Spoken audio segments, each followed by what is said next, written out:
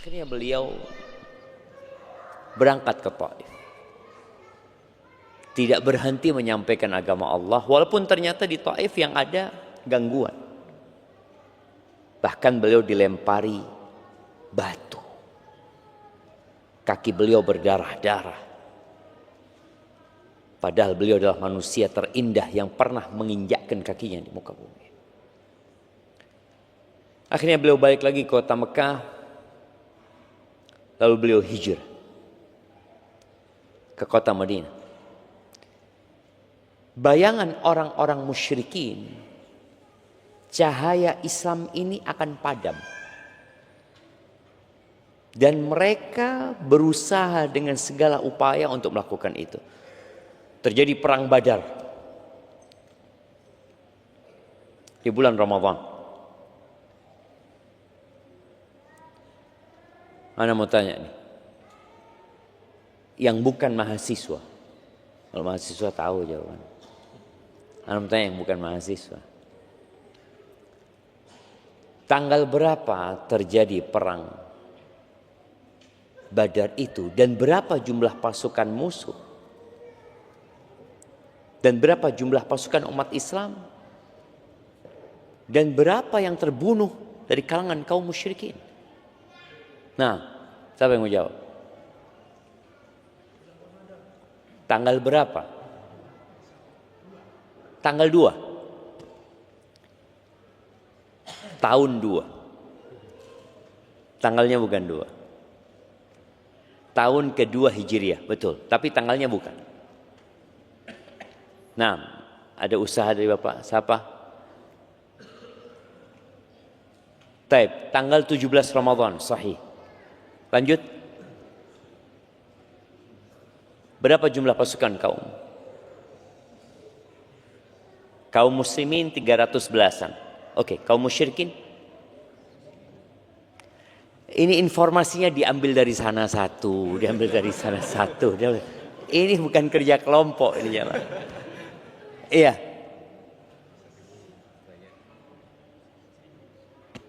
Jumlah kaum musyrikin 1000. Oke betul. Berapa yang terbunuh dari kaum musyrikin? Nah, lihat nggak lengkap jemaah. Nah, ada hadiahnya di sini. Kayaknya dikasih sembako untuk jemaah. Tapi kalau sembako ini bisa dibagi-bagi kayaknya. Taib. Mau ngelengkapi. Terus gimana cara pembagian hadiahnya? Di sini bulan dan tahunnya, di sini jumlah pasukannya. Antum menyebutkan yang terbunuh dari kaum musyrikin. Berapa yang terbunuh? 70-an. Dan yang ditawan 70 orang. Dari kaum muslimin yang terbunuh ya likuran lah. Sebutkan coba. Nanti kalau sudah selesai kajian untuk maju ke depan hadiahnya diambil nanti jamaah. 3 orang ini jamaah ya, karena mereka akan bagi hadiah bertiga.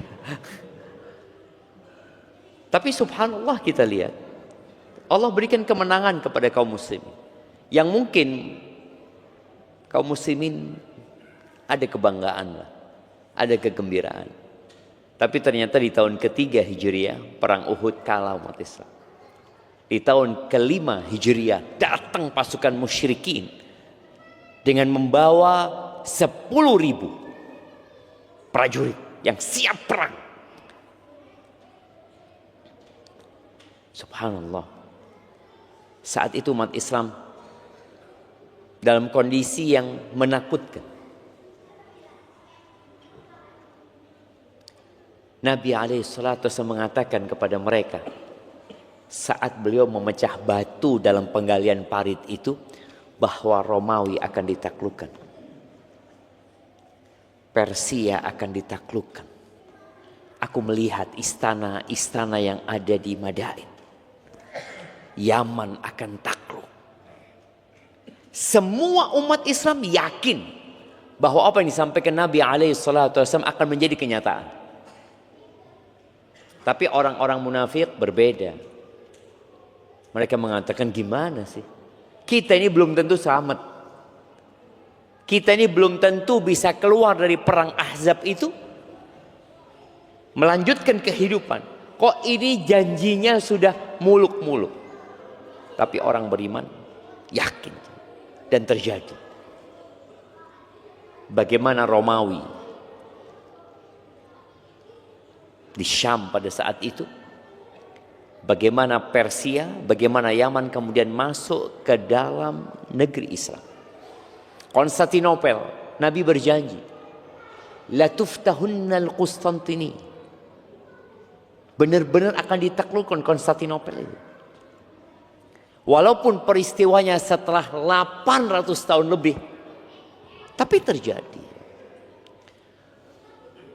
Maka bagi kaum muslimin, hendaklah kita tidak malu untuk mengangkat kepala kita lalu mengatakan ana muslim, ana muslim. Allah akan menangkan agama ini, tapi butuh perjuangan dan kesungguhan serta pengorbanan umat Islam. Kita akan masuk ke bulan Ramadan. Allahumma ballighna Ramadan. Bulan yang tadi di situ terjadi perang Badar. Perang pertama mungkin yang menjadi penentu yang membedakan antara al-haq dan al-batil. Allahumma salli wa sallim ala abdika wa rasulika Sayyidina wa maulana Muhammadin wa ala alihi wa ashabi ajma'in, amma ba'd. Jamaah rahimakumullah, bagaimana kita menyambut Ramadan? Kita melihat ada keanekaragaman umat Islam di berbagai penjuru dunia dalam menyambut bulan Ramadan ini. Tapi kalau kita melihat bagaimana Rasulullah SAW menyambut Ramadan, sepertinya itu yang harus kita contoh. Itu yang harus kita lestarikan. Yang perlu kita lakukan dalam menyambut bulan Ramadan ini, ya bergembira. Nabi SAW, bagaimana beliau menanamkan kegembiraan di hati para sahabat. Atakum Ramadan, datang nih bulan Ramadan nih. Syahr mubarak, bulan yang penuh dengan berkah. Pintu-pintu surga dibuka, pintu-pintu neraka ditutup, setan-setan dibelenggu. Tiap malam akan ada yang menyeru kepada kebaikan, ya baghiyal khair aqbil. Wahai orang yang ingin kebaikan, ayo nih. Allah siapkan bulan itu. Wa ya baghiyasy syarr, bagi orang yang ingin berbuat jahat, ya masih ada kadang-kala kita keinginan berbuat dosa, aksir, udah tahanlah engkau, berhenti gitu. Dan di bulan Ramadan itu ada vonis bebas dari api neraka. Semua orang yang ada di sini dan semua orang yang ada di bagian akhwat sana dan semua manusia yang ada di muka bumi ini, baik yang sudah mati atau yang akan dilahirkan, semuanya punya tempat di neraka. Ada tempat anak, tempat antum, ada. Neraka itu cukup untuk seluruh umat manusia dan surga itu cukup untuk seluruh umat manusia. Di malam-malam Ramadan atau di hari-hari Ramadan ada al-itqu minan nar. Ada pembebasan dari api neraka. Gembira tidak tatkala kita mendengar hal itu. Di Ramadan ada satu malam yang lebih baik dari 1000 bulan. Siapa yang umurnya 1000 bulan? Ada yang kasih hadiah. Jemaah, 1000 bulan itu kira-kira 83 plus 4 bulan. Siapa yang umurnya 83 tahun plus 4 bulan? Sepertinya orang yang umurnya segitu, kalau dia masih hidup, ada sebagian yang sehat, ada sebagian yang sudah sakit-sakit, udah gak produktif lagi. Tadi subuh ada kawan datang, dia mengatakan, Ustaz, ibu ana sudah mulai pikun, Ustaz. Udah mulai pikun. Artinya ada kondisi ketika umur lanjut itu nggak produktif lagi. Nih 1 malam lebih baik daripada beramal selama 1000 bulan. Umur umat Nabi Muhammad SAW nggak panjang, 60 sampai 70, dan yang lewat sana sangat sedikit sekali. Tapi itu ada di bulan Ramadan. Tatkala kita tahu ada bonus itu, apa yang akan kita lakukan? Allahumma balighna Ramadan. Kita akan berdoa, ya Allah, sampaikan aku ke bulan Ramadan, sampaikan aku ke 10 hari terakhir, dan berikan kepada aku Lailatul Qadar. Itu bagi orang yang punya visi ke depan. Di bulan Ramadan ini yang gembira siapa jemaah? Yang gembira karena urusan dunia. Pedagang. Pedagang itu malah senengnya di 10 hari terakhir ya. Apakah pemandangan ramainya pasar itu ada di masa Nabi SAW? Ada di masa para sahabat Nabi? Atau yang ramai di 10 hari terakhir itu masjid? Seperti yang kedua. 10 hari terakhir itu hari berburu Lailatul Qadar. Dan bagaimana para sahabat iktikaf. Istri-istri Nabi iktikaf. Mereka bukan iktikaf kalong kayak kita jemaah ya. Kebanyakan kita iktikafnya kalong. Berangkat malam pulang pagi. Mereka iktikafnya 10 hari full. Enggak kerja. Apa enggak cukup bekerja selama 350 tahun? Apa enggak cukup? Kalau kita berpikir, aku wis kerja 350 tahun kerja. Gimana?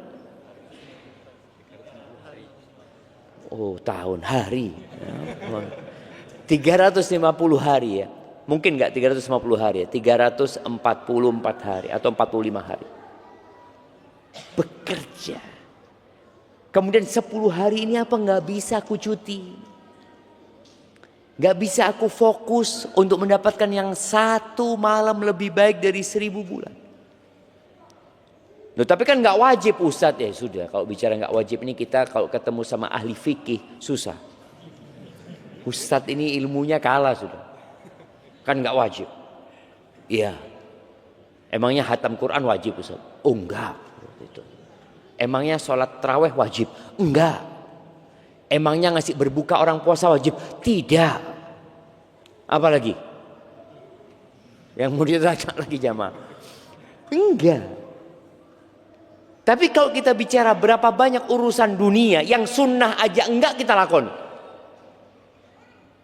Enggak ada sunnahnya. Makruh iya. Mubah. Kita cinta dengan hal itu. Sedangkan Allah mau bagi-bagi pahala sama kita. Lalu kita katakan enggak wajib. Oh, bagi yang mau memang. Bagi yang mau. Di surga itu ada derajat yang banyak sekali. Kata Allah Azza wa Jal, walikullin darajatun mimma amilu. Semua itu derajat itu tergantung amalan. Orang masuk surga dengan rahmat Allah Azza wa Jal, penentuan derajat itu disebabkan amal-amal yang kita kerjakan. Maka hibbati fillah, bergembira yang pertama. Malam ini sudah malam 10. Iya. 10 Sya'ban. Malam 10 Sya'ban berarti kita tinggal 20 hari lagi. Coba antum pikirkan apa yang ana persiapkan untuk 20 hari ini untuk menghadap Ramadan. hal yang terpenting yang perlu kita persiapkan adalah motor kita harus bagus. Orang kalau dikatakan, antum mau kemana? Anda mau ke Jakarta. Cek dulu mobilnya. Iya, olinya sudah ganti, udah. Taib. Mesinnya bagus. Rodanya baru. Berangkat. Dan ketika berangkat, hati antum nyaman. Kenapa? Karena semua sudah dicek. Tapi kalau antum berangkat ke Jakarta, ya apa? Ban 40%. 40% Jakarta antum. Gelondong nanti. Seperti itu. Terus oli sudah cair. Oli sudah cair. Aki masih bagus, tapi plus dorong. Itu ya apa sih? Antum mau berangkat ke Jakarta dengan kondisi seperti itu, yang dikhawatirkan nggak nyampe. Sampai Surabaya ditowing ke Jember. Mobil antum nantinya. Untuk menghadapi Ramadan ini loh, kita harus benar-benar genak motor kita. Dan motor penggerak itu hati. Yang kata Nabi SAW, tubuh kita itu ada satu organ. Kalau dia sehat, dia bagus, semuanya bagus. Tapi kalau dia rusak, semuanya rusak. Apa? Jantung kita nih. Ini malam 10. Terus malam 11, malam 12, malam 13, malam 14, malam 15. Malam nisfu Sya'ban. Kalau bicara malam nisfu Sya'ban ini, ada banyak cerita, ada banyak riwayat yang mungkin dikenal di masyarakat sehingga mereka merayakan nisfu Sya'ban itu dengan berbagai macam ritual. Ada yang kemudian sholat khusus di malam harinya, puasa khusus di tanggal 15-nya. Namun ternyata kalau kita melihat penjelasan para ulama tentang hadis-hadis berkaitan dengan nisfu Sya'ban ini, rata-rata dhaif dan palsu. Berkaitan dengan amalan khusus. Ada yang sahih tapi ternyata yang disahihkan oleh sebagian ulama. Hadis ini diriwayatkan oleh Al-Imam At-Tabrani, Ibnu Hibban dan Ibnu Majah, dan disahihkan oleh sebagian ulama di antara Syekh Albani rahimahullahu taala dari Mu'ad bin Jabal radhiyallahu anhu, anna an-nabiy sallallahu alaihi wasallam qaal, bahwa Nabi alaihi salatu wasallam bersabda, yattali'u Allah ila khalqihi fi lailatin nisfi min Sya'ban. Allah itu memandang kepada hamba-hambanya di malam nisfu Sya'ban. Fayaghfiru li jami'i khalqihi. Allah mengampuni untuk seluruh makhluknya. Kecuali dua. Yang bisa jawab Anda kasih hadiah. Nah, pelaku kesyirikan, qati'ur rahim, pemutus silaturahim. Oke, nggak apa-apa, kita kasih hadiahnya. Mana hadiahnya mau dikasih? Apa itu? Oh, nah, kayaknya satu. Iya, jazakallah khair, fadlan kasih kepada antum ya. Bagi-bagi sama saudara antum. Iya, dua yang tidak diampuni, musyrik wa musyahin. Musyahin ini lebih umum dari qati'ur rahim ya. Qati'ur rahim itu memutus rahim. Musyahin ini orang yang menyimpan dendam, dengki sama saudara, nggak harus kepada kerabatnya. Kalau qati'ur rahim kan berkaitan dengan kerabat saja.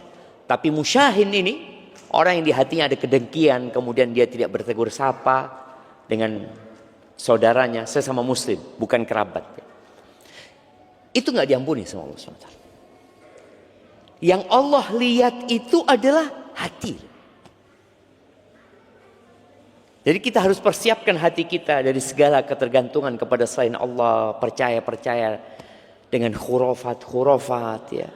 Kemudian hal-hal yang merusak keikhlasan kita, syirik besar, syirik kecil ditinggalkan, kemudian kedengkian sama saudara kita, itu semua akan melemahkan kita dalam beramal.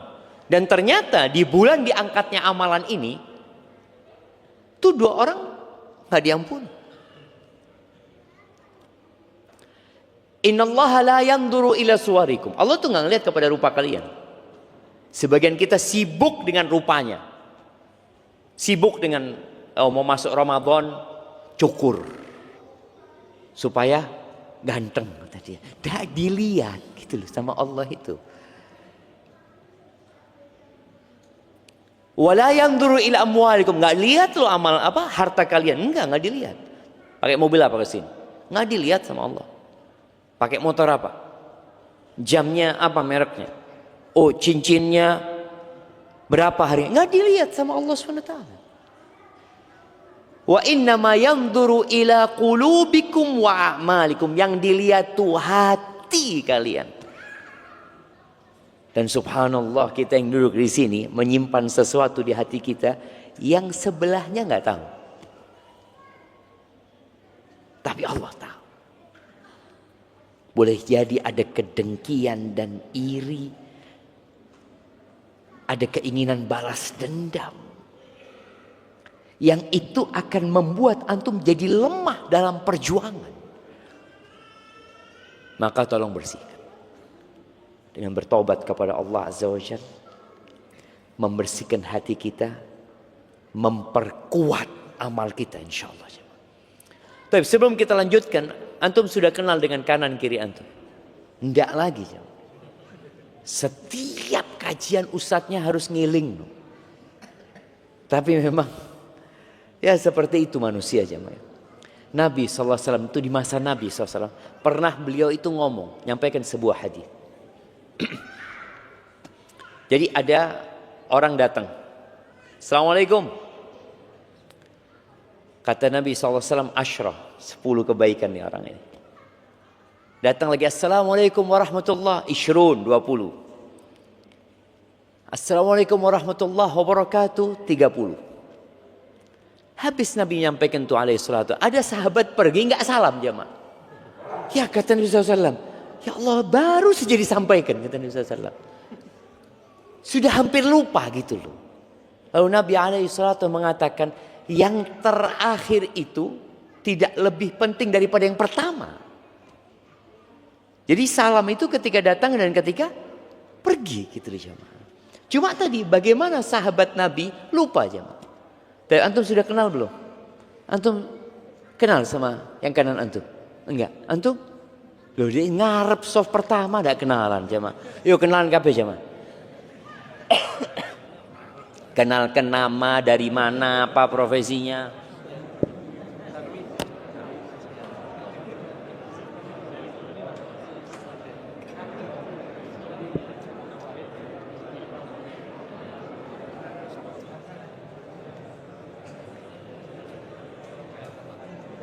Iya, yang ibu-ibu juga ya. Ibu-ibu jangan jadi penonton ya. Makanya ibu-ibu kalau datang itu jangan pernah duduk sama yang kenal. Ngobrol nanti. Jadi usahakan kalau datang kajian itu pisah sama kawannya. Iya, yang ini satu geng ini nggak boleh ini. Satu sana, satu sini, biar tambah temennya.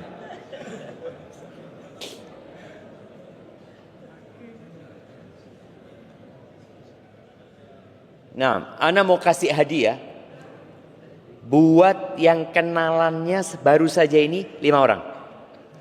Oh, angkat tangan 5 orang ya, sebutkan. Dari Keranjingan, oke. Terus 5 orang. Loh. Dari mana? Loh, lali. Ambulu. Terus dari iya. Kemudian loh, pertanyaan 5 telu. 5. Iya, 5.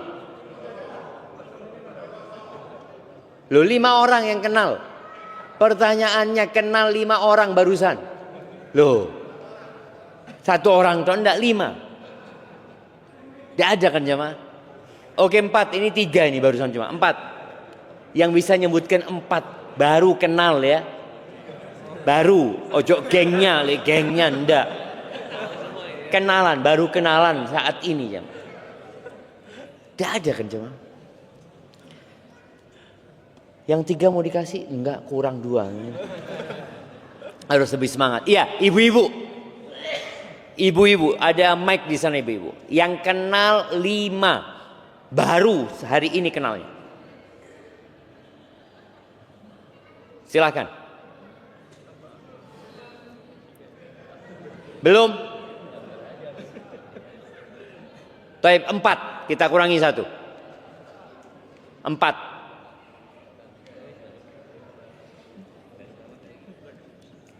Ibu-ibu.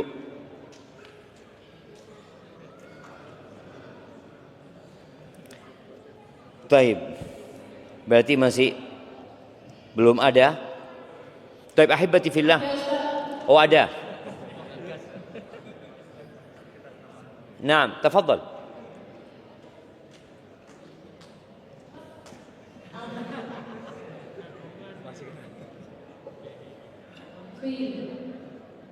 Iya.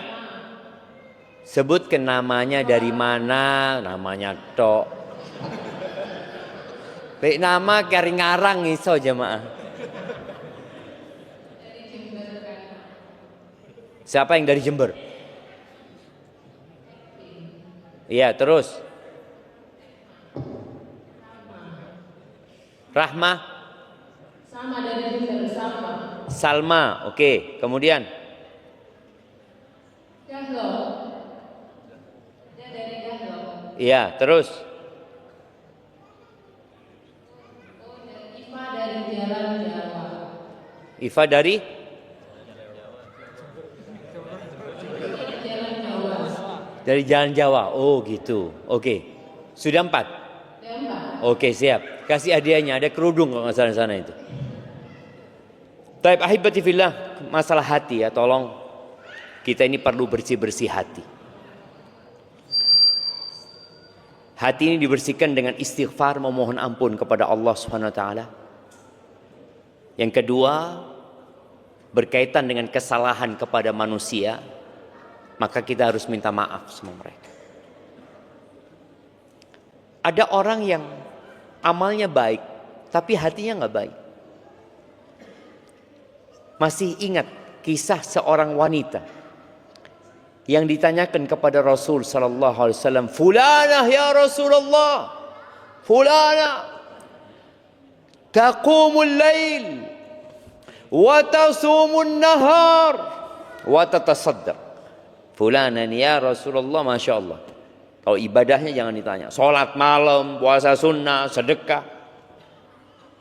Walakin fi lisaniha saltah. Tapi kalau ngomong pedes, tu'zi jiranah, suka menyakiti tetangganya dengan lisan. Dan lisan ini gayungnya hati. Lisan ini gayungnya. Apa gayung itu jemaah? Bahasa Indonesianya gayung. Ya. Bahasa Jawanya cibuk. Iya, gayungnya hati. Yang keluar di lisan itu adalah gambaran hati. Apa kata Nabi SAW? La khaira fiha hiya finnar. Nggak ada baiknya nih perempuan, neraka tempat. Loh, bagaimana dengan sholatnya? Bagaimana dengan puasanya? Bagaimana dengan sodakohnya? Boleh jadi semua itu dilakukan tidak dengan hati yang bersih. Boleh jadi ada riak di sana. Ada ujub kebanggaan. Yang terbukti dari gaya ngomong dia yang suka nyakiti tetangganya.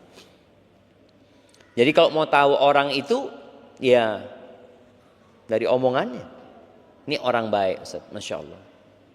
Dari mana kau tahu dia baik? Ya Allah, kalau ngomong menghormati. Kalau berbicara tidak pernah menyakiti. Itu tanda hati orang ini baik. Dan yang paling banyak memasukkan ke neraka itu apa? Lisan. Oh enggak Ustaz, ana ngomong kayak gitu nggak dari hati Ustaz. Lu ana nggak tahu. Gak pernah ngelihat hatimu, tapi lisanmu itu cerminan hatimu. Maka tolong bertobat. Udah berhenti berbuat dosa. Gak ada lagi bicara besoklah terakhir Ustaz.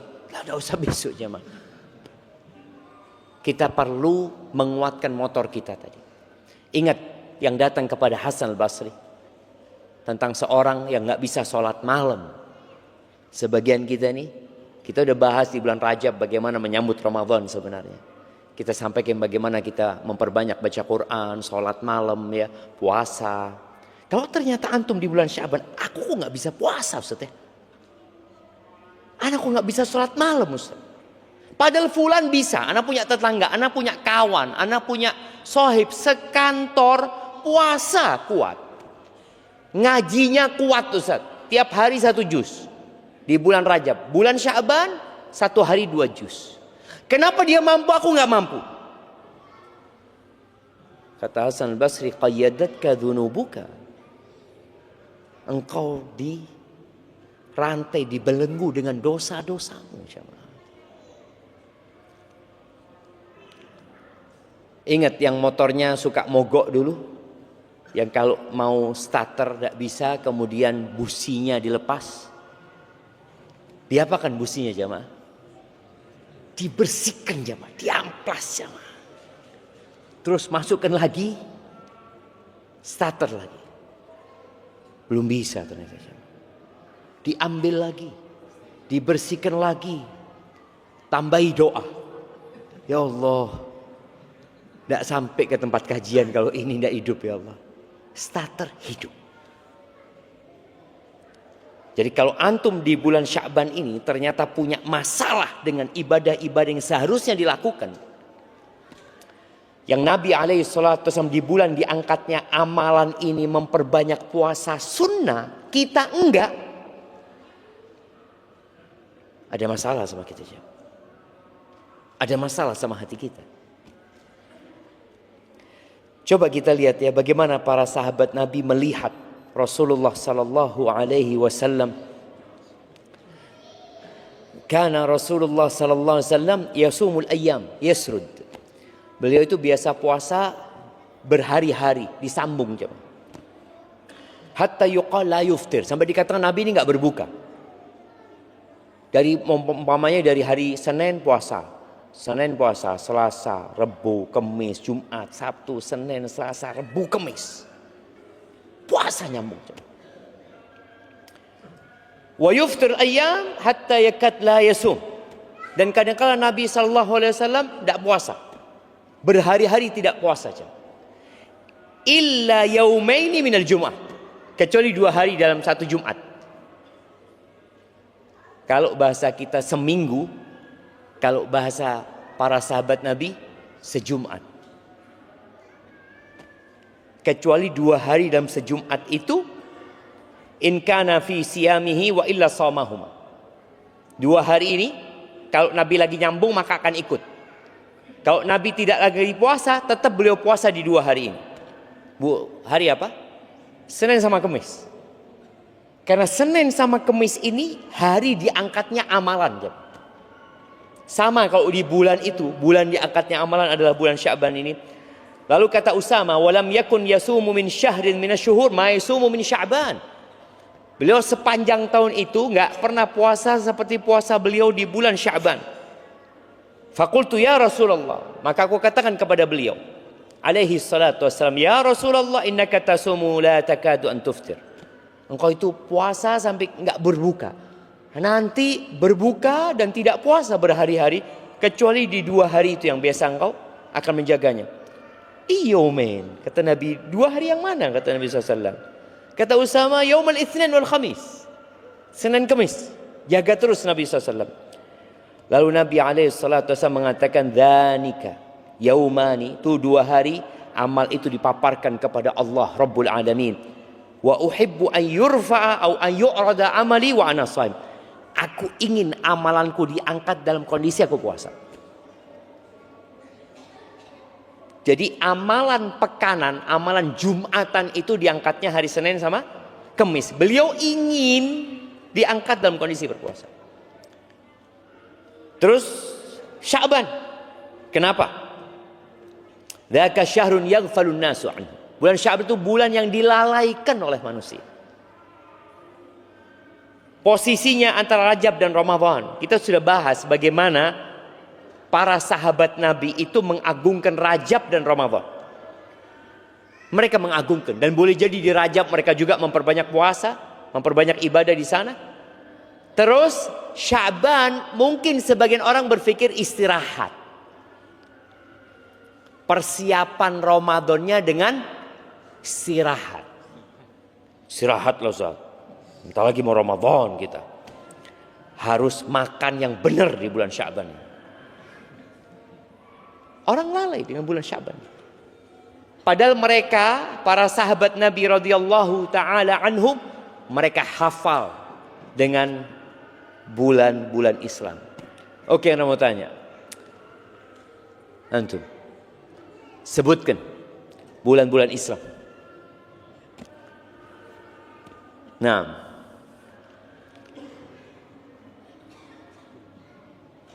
yang pertama apa?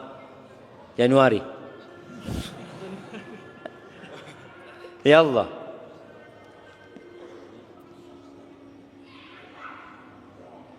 Nasid jaruhu. Nah, yang sebelahnya. Antum. Muharram. Langsung Rajab. Muharram, Rajab, Sya'ban. Ya hendaklah. Habis Muharram apa? Jumadil Ula. Belakangnya.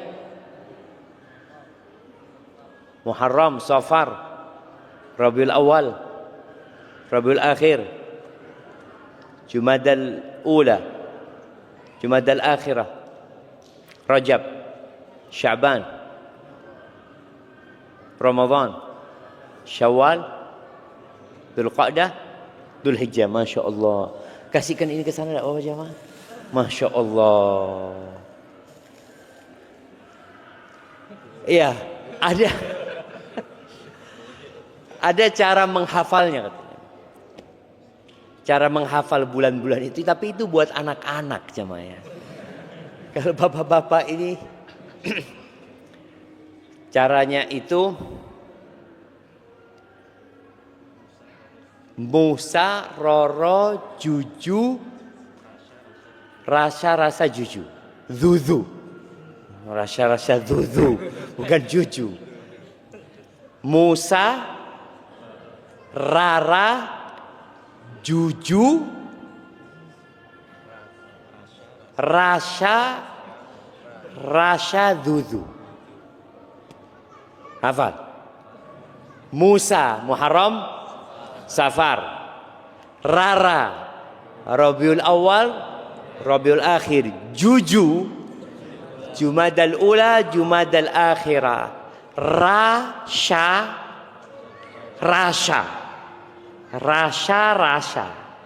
Rajab, Sya'ban, Ramadan, Syawal. Rasa, Zuzu. Bukan Juju. Zuzu. Dzulqa'dah, Dzulhijjah. Musa, Rara, Juju, Rasa, Zuzu. Wes, hafal. Oke, kita dengarkan azan dulu baru kita tes lagi, bentar lagi jam 6.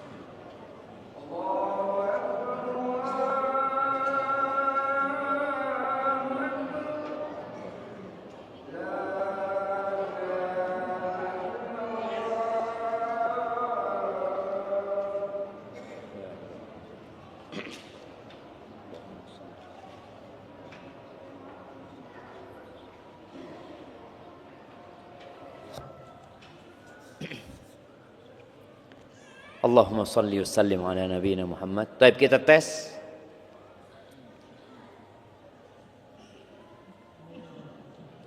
Ya. Iya, singkatan tadi. Musa, Harun.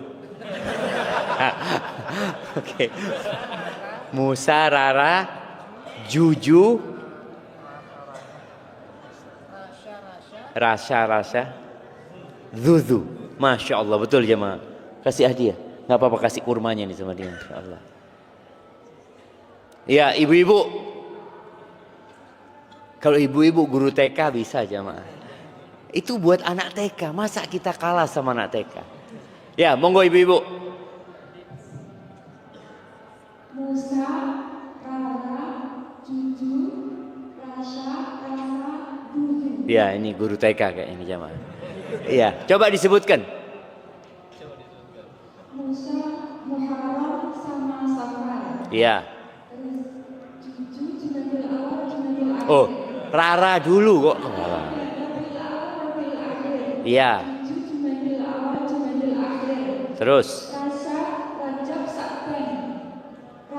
Rasha yang kedua Ramadan sama Syawal, Dzulqa'dah sama Dzulhijjah. Masya Allah. Nah, silakan milih hadiahnya, tidak apa-apa sudah. Iya, taib jamaah. Di bulan Sya'ban ini Nabi SAW banyak puasa. Bulan ini dilalaikan sama orang. Kita itu kalau ditanya, insya Allah puasa kapan ya? Kapan jamaah puasa insya Allah? Insya Allah 19. Kok iso? Puasa itu ya 1 Ramadan. Sampai kapanpun poso itu 1 Ramadan. Tapi karena kita nggak peduli dengan kalender kita menghafalnya Masehi.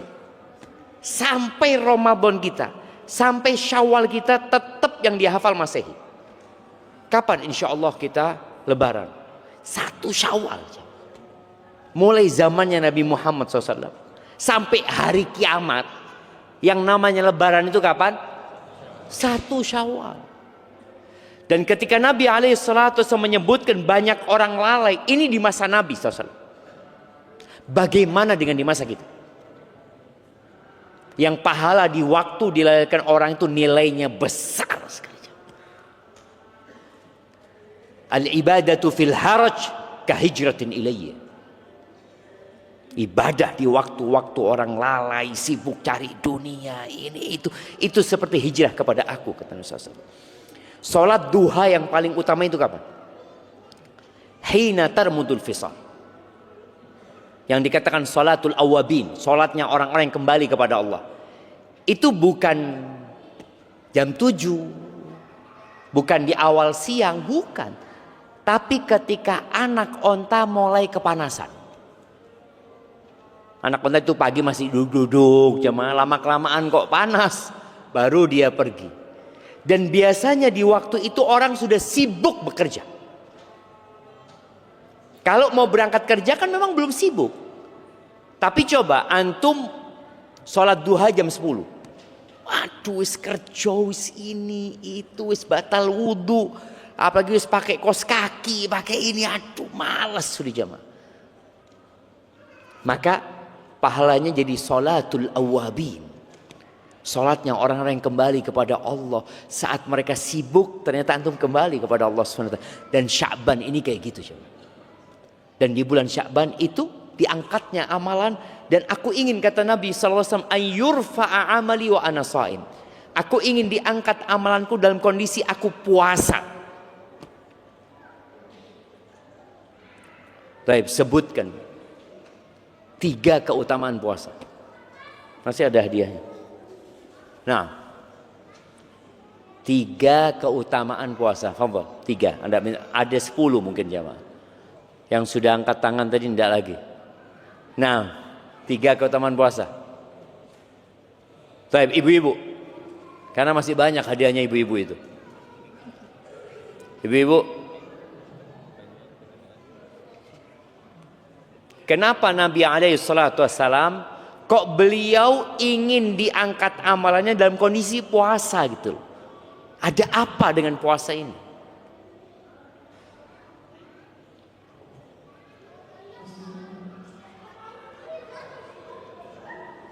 Naam, tafadhali.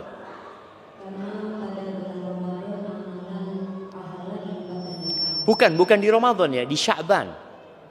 Puasa sunnah di bulan Sya'ban. Bukan puasa Ramadan.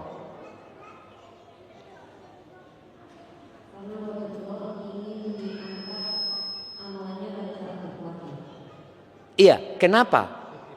Itu pertanyaannya. Afwan. Kenapa kok beliau memilih puasa gitu? Kok nggak ingin diangkat amalannya pada saat umroh umpamanya?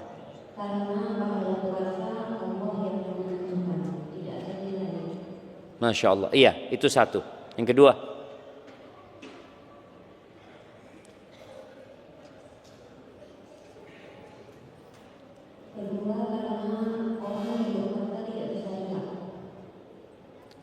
yang ketiga,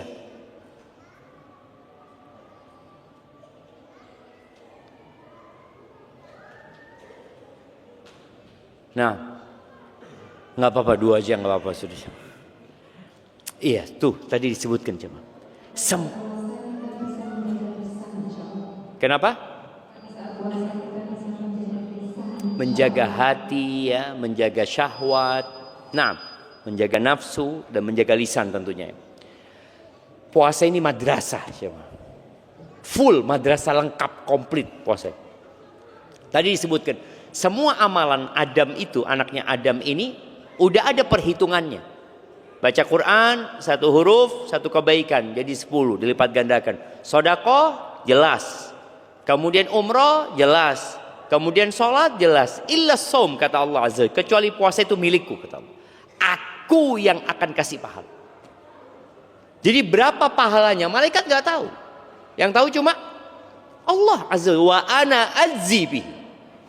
Yada'u ta'amahu wa syarabahu wa syahwatahu min ajli. Ini orang meninggalkan yang halal. Makan dia tinggalkan padahal tubuhnya butuh dengan makanan. Minum dia tinggalkan. Syahwatnya, istrinya yang halal dia tinggalin karena aku kata Allah Azza wa Jalla. Nabi ingin seperti itu. Jadi ketika diangkat amalannya ada puasa. Yang perhitungannya hanya Allah yang tahu. Kemudian orang yang puasa itu punya waktu lebih panjang lagi dalam hidup ini. Yang banyak memakan waktu kita itu adalah makan dan minum kadang-kala jamaah. Orang kalau nggak puasa selesai nggak ada makan siang ya, nggak ada sarapan ya, nggak ada ceritanya ngopi, nggak ada ceritanya coffee break wala apa. Yang ada ibadah lagi, dia akan bisa baca Quran, dia akan dapat menghatamkan Al-Quran, dia akan menundukkan pandangan, dia akan jaga mulutnya. Orang puasa itu yang halal ditinggalin, apalagi yang haram.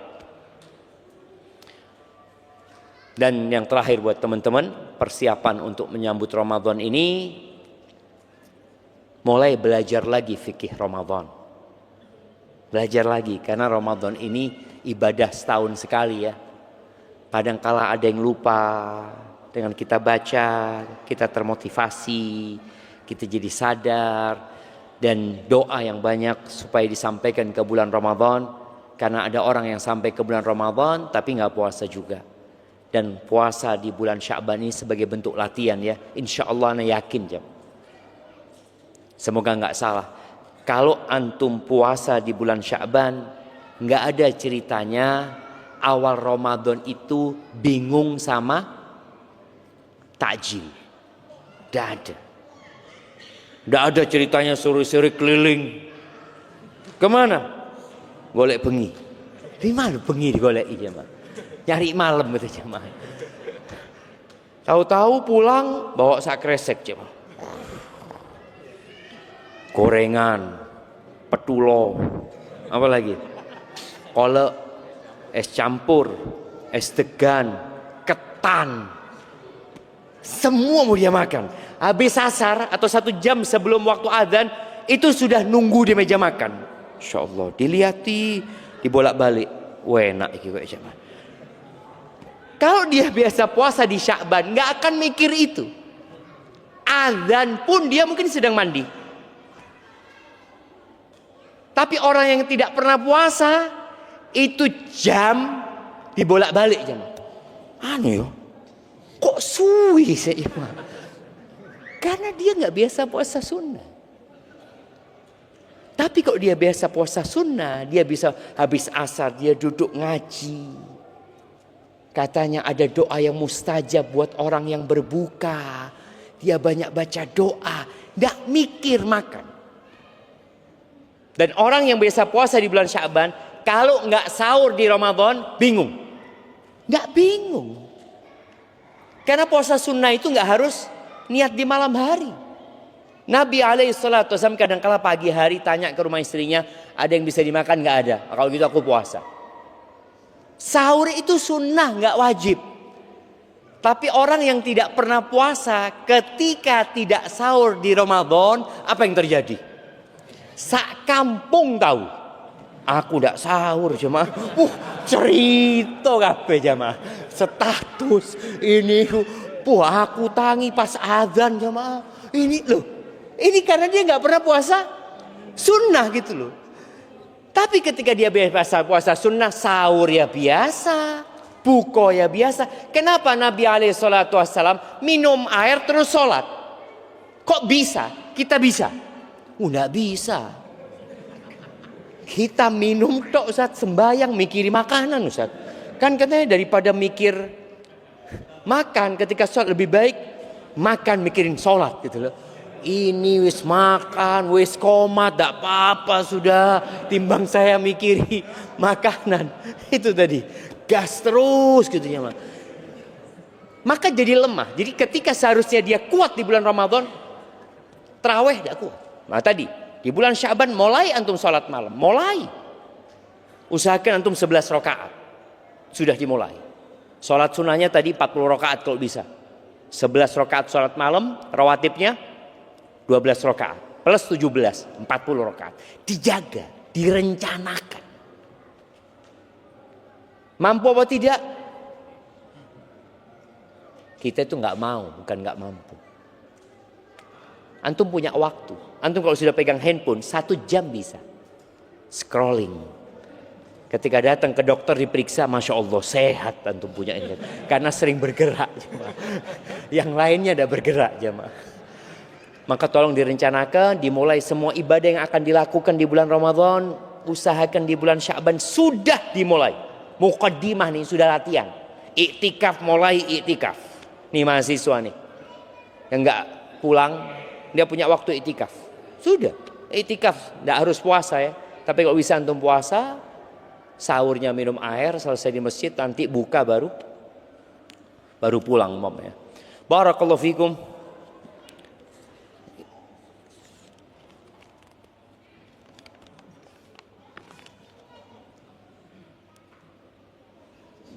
Wah ini rame nih jemaah. Bismillah, izin bertanya Ustaz, bagaimana pendapat Ustaz tentang seorang Ustaz yang mengkritisi kajian berbayar?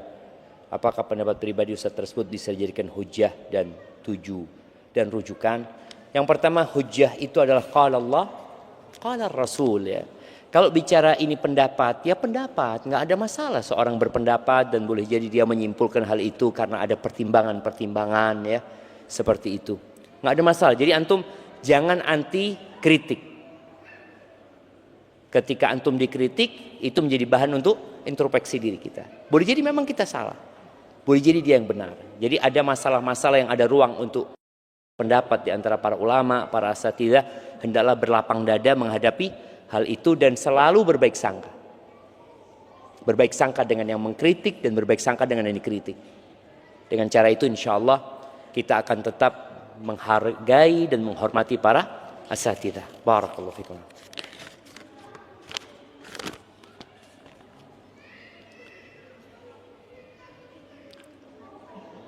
Assalamualaikum warahmatullahi wabarakatuh.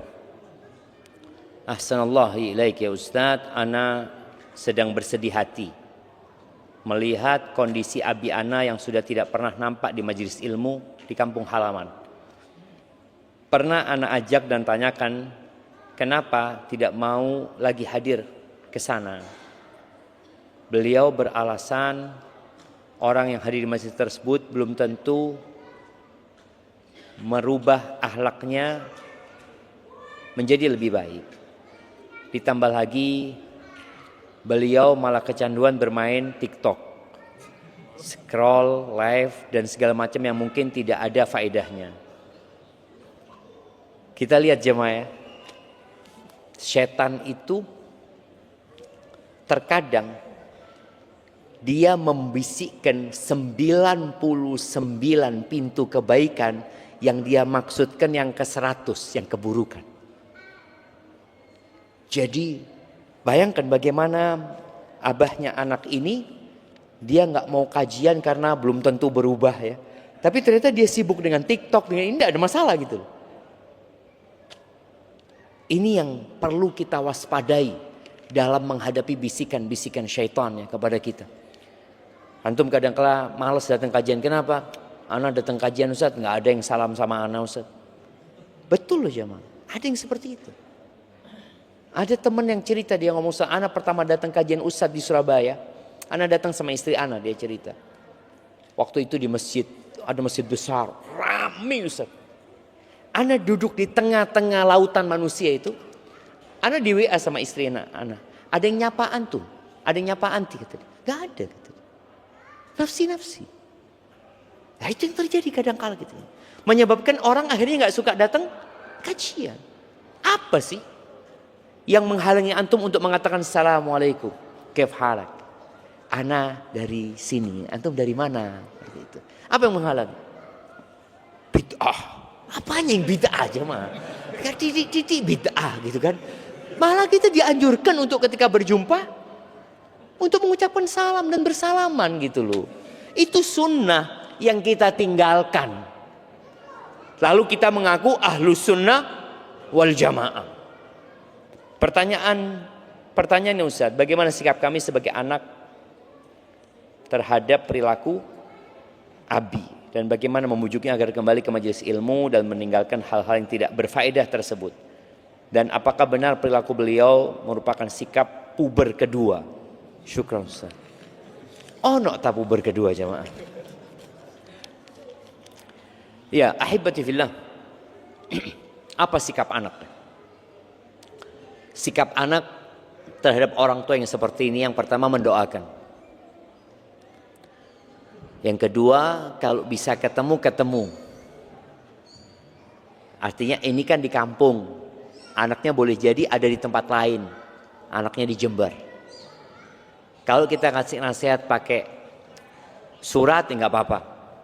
Antum tulis surat sama orang tua, jangan WA ya.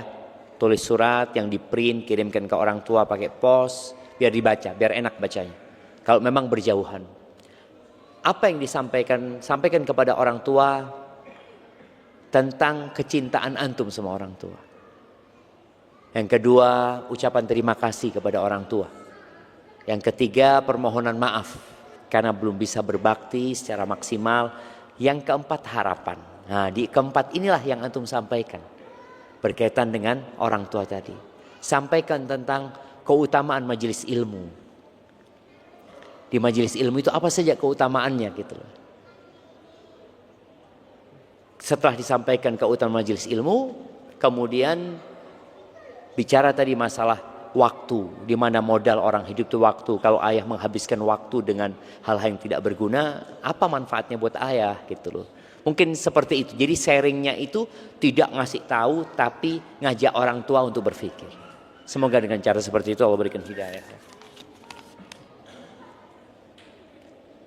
Bismillah, izin bertanya Ustaz, apakah boleh melanjutkan makan sahur sementara adzan subuh sudah berkumandang dengan alasan agar tidak mubadzir?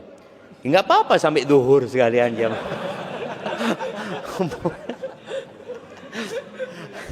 Iya jemaah.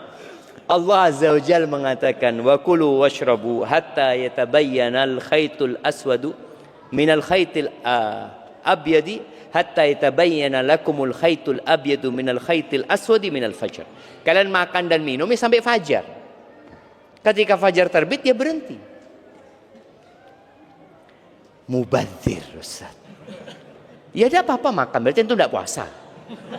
Kalau mubadzir. Maka di sini Mungkin ada anak pernah dengar ada pendapat Ustadz yang mengatakan jadi kalau azan itu ada makanan boleh lanjutkan dimakan ya. Masalah ini ada khilaf di antara para ulama. Tapi keluar dari khilaf itu menyelamatkan. Ketika azan sudah selesai. Karena yang batasan puasa itu dari fajar terbit sampai matahari terbenam. Jadi ketika sudah fajar terbit, kecuali azannya itu duluan, cepat jam. Ana kalau nggak salah Ana membaca kalau nggak salah ada pernyataan resmi dari Muhammadiyah yang menyatakan bahwasanya waktu subuh Indonesia itu kecepatan 8 menit ya. Kalau nggak salah seperti itu ya, mereka sudah menetapkan seperti itu. Itu bisa menjadi bahan pertimbangan kalau memang benar seperti itu. Dan semoga pemerintah juga mengakomodir hal itu. Jadi kalau ternyata azannya itu kecepatan, maka nggak apa-apa kita makan dan minum karena memang belum masuk waktu subuh. Sebagaimana antum itu kalau berbuka jangan ngelihat yang azannya paling cepat. Kita itu lihat masjid kono, enakan melok masjid kono. Loh, padahal belum terbenam mataharinya. Ukurannya itu bukan azan. Tapi ukurannya terbenamnya matahari. Karena ada beberapa masjid, ana pernah sakit hati sama salah satu masjid ya. Nggak azan-azan, ternyata buko disik ya, yang di masjid itu dia pas masuk waktu, dia kan ngerti hukum fikih ya, tahu oh sudah masuk waktu, makan mereka jamaah. Kita yang di rumah nunggu udah azan-azan seperti itu. Ternyata mereka buko disian. Ini nggak boleh juga gitu. Artinya orang di masyarakat itu nunggu, maka tolong ya disampaikan kalau sudah masuk waktu. Boleh yang azan itu minum dulu kalau sudah masuk waktu, ya dia minum kemudian dia azan. Karena sudah masuk waktu seperti itu. Jadi ingat harus dipastikan kita dianjurkan mensegerakan berbuka kalau sudah pasti. Kalau ragu tunda. Seperti itu. Barakallahu fiik. Ini ada pertanyaan terakhir. Mohon saran untuk kami agar mudah untuk memaafkan orang lain. Karena hati saya sulit untuk memaafkan dan seringkali ada dendam terhadap kesalahan-kesalahan orang lain meskipun itu orang tua kita. Jazakallahu khairan. Ahibati fillah.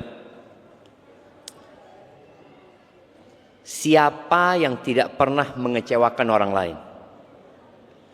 Masih ada hadiahnya. Kita itu kadang-kala merasa orang yang paling tersakiti dalam hidup ini. Kita merasa nggak pernah nyakitin orang lain. Kalau sudah bicara orang tua, apalagi ibu kita itu punya kebaikan dan bapak kita punya kebaikan. Yang kita lupa dengan kebaikan itu karena memang kita nggak punya memori di sana.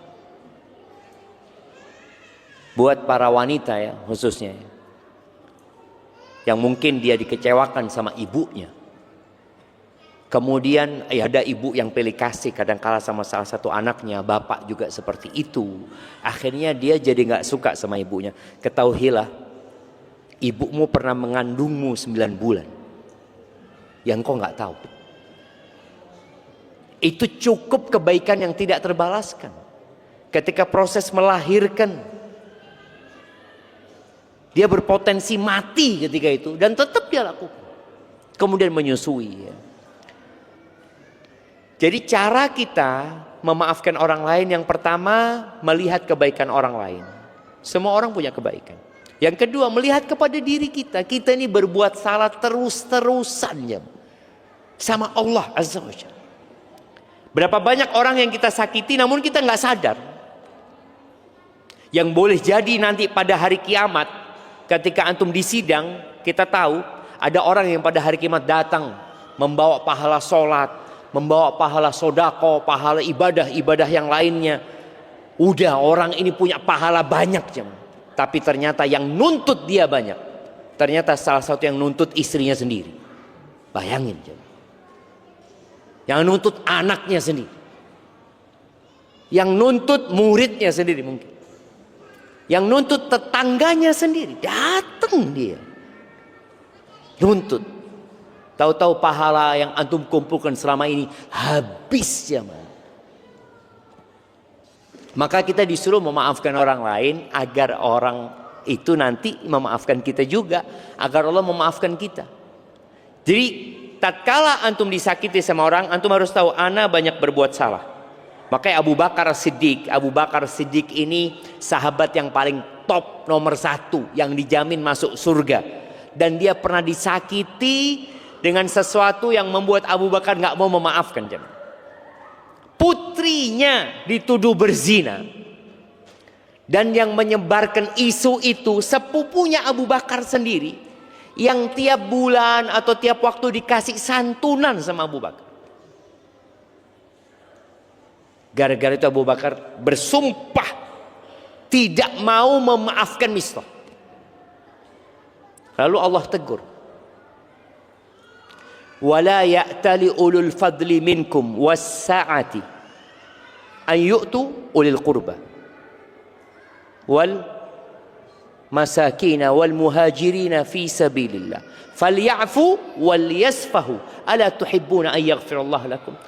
Kata Allah, jangan sampai itu ada orang-orang yang Allah kasih rizki lebih, Allah kasih keluasan rizki, kemudian dia bersumpah tidak mau ngasih, sumpah Abu Bakar kerabatnya, tidak mau ngasih kerabatnya, orang miskin, orang yang muhajir fi sabilillah, Mistah itu. Hendaklah mereka memaafkan, udahlah nggak usah dikasih hukuman atas kesalahannya itu, sudah dilupakan. Lalu Allah katakan, ala tuhibbuna an yaghfirallahu lakum? Apakah kalian nggak suka diampuni sama Allah SWT? Kata Abu Bakar, bala, iya ya Allah, aku ingin diampuni ya Allah. Abu Bakar merasa punya salah. Maka dengan itu Abu Bakar memaafkan dan bersumpah tidak akan pernah mencabut santunan yang diberikan kepada Mistah. Maka ini menjadi pelajaran buat kita bersama. Jadi kalau antum sulit memaafkan, ingat antum punya banyak salah sama Allah. Dan kalau bicara salahnya kita, salah kita itu kita ulangin ya. Kita ulangin, terus kita ulangin, kita tobat, kita ulangin. Pagi kita istighfar, sore kita istighfar, malam Lailatul Qadar kita mengatakan Allahumma innaka afuun tuhibbul afwa fa'fu anni. Terus Allahumma innaka afuun, ya Allah sesungguhnya Engkau Maha Pemaaf, Engkau cinta dengan maaf, maafkan aku ya Allah. Lalu kita mengatakan kepada saudara kita, tiada maaf bagimu. Boleh jadi kita nggak dimaafin sama Allah. Maka kita memaafkan orang dalam rangka mencari maaf Allah buat kita. Hadza wallahu a'lam bishawab. Itu yang dapat kita kaji pada kesempatan kali ini. Ada hadiah terakhir. Iya, tinggal satu lagi. Ini yang satu buat 3 orang tadi itu. Nah. Iya. Pertanyaannya.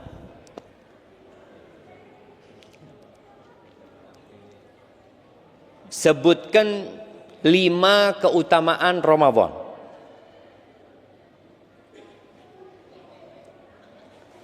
Ayo jemaah, sini belum ada yang dapat hadiah sini. Oke. Nah.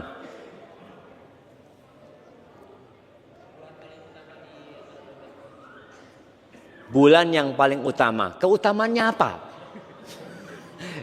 Keutamaan yang ditanya.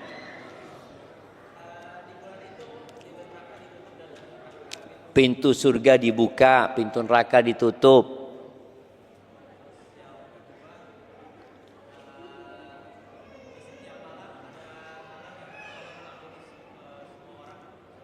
Ada pembebasan dari api neraka. Ya.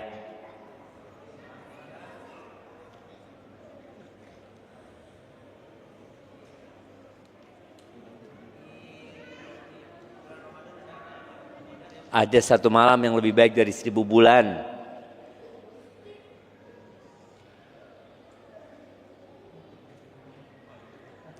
Terus setan dibelenggu.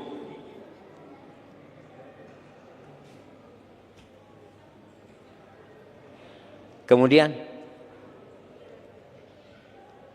umrah di Ramadan.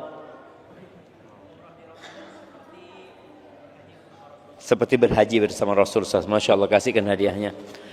Taib, ibu-ibu masih ada hadiahnya? Masih ada kayaknya. Taib, pertanyaan buat ibu-ibu. Sebutkan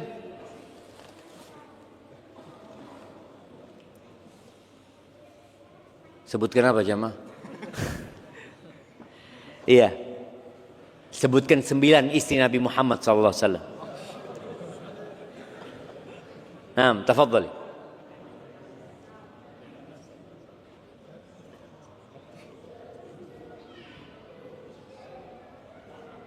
Naam.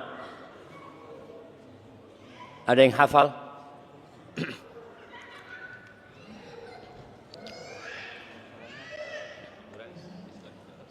Siti Khadijah. Siti